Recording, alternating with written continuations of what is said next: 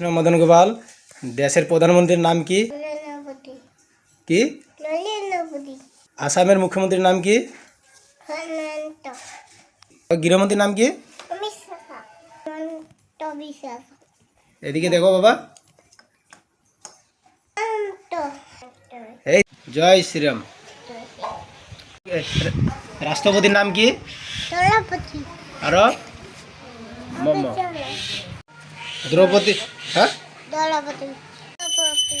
মর্মর।